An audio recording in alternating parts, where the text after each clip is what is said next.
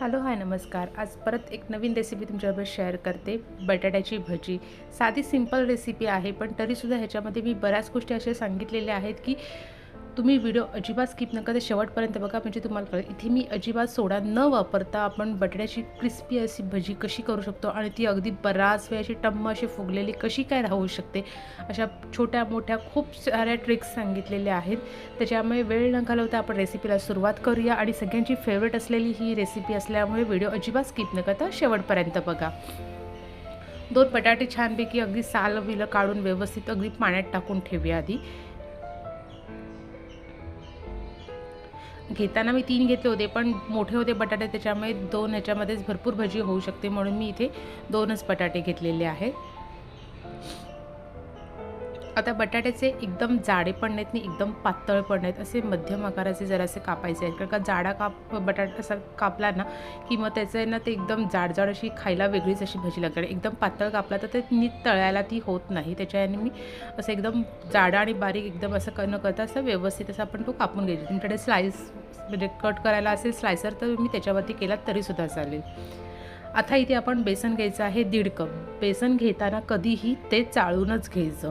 जसं आपण ढोकळा वगैरे करताना कसं चाळून घेतल्यानंतर एकदम स्पॉन्जी आपला ढोकळा होतो, तशा पद्धतीने आपल्याला भजी पण करताना सुद्धा नेहमी बेसन हे चाळून घ्यायचं. इथे आपण 1.5 कप बेसन घेतलं होतं. आता मी 1 कप पाणी घेतले, पण सगळंच्या सगळं पाणी न टाकता मी अर्धा कप पाणी आधी टाकून घेतलेलं आहे. आणि एकाच डायरेक्शनने आपण ते पीठ आधी आहे ना त्याच्यातल्या सगळ्या गुठळ्या वगैरे सगळं काढून घ्यायचं आणि व्यवस्थित असं फेटून घ्यायचं. आता तुम्ही बघू शकता बेसनाचा कलर कसा जरा डार्क आहे, आणि जेवढं तुम्ही फेटाल तेव्हा त्याला ना एक असं एअरी म्हणजे एकदम फ्लफी ते होऊन जातं आणि त्याचा कलर पण चेंज होतो. त्याच्यामुळे आपण ही जी ट्रिक आहे की त्याच्यामुळे आपल्याला सोडा वापरायची काहीही गरज लागत नाही. कारण का सोडा काय काम करतं की आपलं बेसन आहे ते एकदम फ्लफी करण्यासाठी त्याला फुगीर करण्यासाठीचं काम सोडा करतं. पण सोडा खाण्यापेक्षा आपण विदाऊट सोडा हे असं करू शकतो. फक्त फेटायचे थोडेसे कष्ट आहेत. एक 10 मिनटं व्यवस्थित फेटायचं. थोडंसं पाणी टाकलं. टोटल मला आत्तापर्यंत 3/4 कप पाणी लागलेलं आहे. इतकं छानपैकी फेटायचं की त्याचा बेसनाचा कलर थोडासा चेंज होत जातो. तुम्ही बघू शकता. फक्त एक पूर्ण व्यवस्थित गुठळ्या चेंज करा. आणि हे बघा बेसन आपलं छान झालेलं आहे फेटून. तुम्हाला कलर पण चेंज झालेला आहे आणि बघू शकता किती एकदम फुगल्यासारखं छानपैकी झालेलं आहे. आणि आपलं अजून एक टेक्स्चर छान झालं आहे हे आपल्या ह्या बॅटरचं हे कळण्यासाठी असं चमचा बुडवायचा.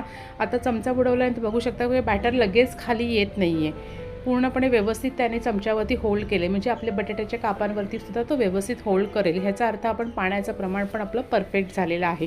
नाहीतर एकदम पातळ केलं ना तर आपण भजी करताना बटाटा बुडवतो आणि त्याच्यात टाकतो तेव्हा सगळं म्हणजे बटाट्यावरती काही आवरण राहतच नाही. सगळं काही ते असंच बेसन पडून निघून जातं.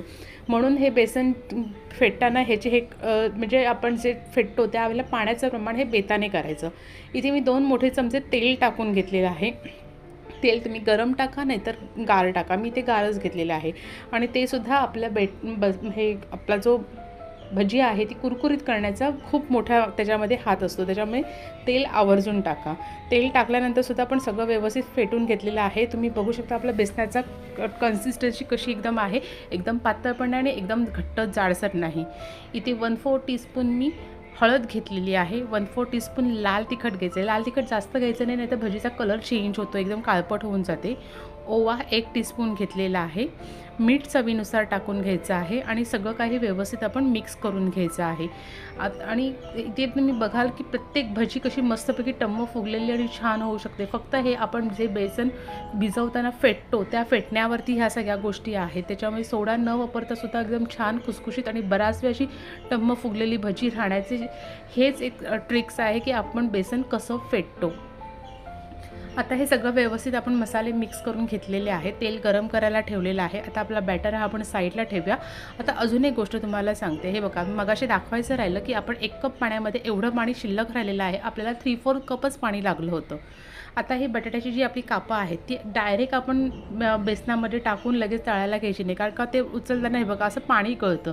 त्यापेक्षा एकतर तुम्ही नॅपकिन घ्या, नॅपकिनवरती सगळी बटाट्याची कापं आहे ती काढून घ्या आणि ती सुकवून पुसून म्हणजे व्यवस्थित एक एक हे घ्या. नाहीतर हे अशा पद्धतीने काढून त्यातलं पाणी सगळं निथळून घ्या आणि मग त्याच्यानंतर हे करा. नाहीतर त्याच्याने कसं होतं की आपला बॅटर पाणी पडून पडून पडून त्याच्यात ते पातळ होऊन जातो आणि अर्धी भजी व्यवस्थित होते तर अर्धी भजीला काही आवरण वरती नीट बसतच नाही. जर बॅटर आपला पातळ झाला तर काहीही उपयोग नाही. त्याच्यामुळे असं पूर्णपणे पाणी बटाट्यावरचं निथळून घ्यायचं आणि मग आपण एक एक भजी आहे ती व्यवस्थित डीप करून त्या आपल्या मिश्रणामध्ये तळून घ्यायची आहे. तेल आता गरम झाल्यानंतर पहिलं सुरुवातीला हाय फ्लेमवरती तेल व्यवस्थित गरम करायचं, परत लो फ्लेमवरती व्यवस्थित आपली भजी एक एक एक सोडून ती तळून घ्यायची.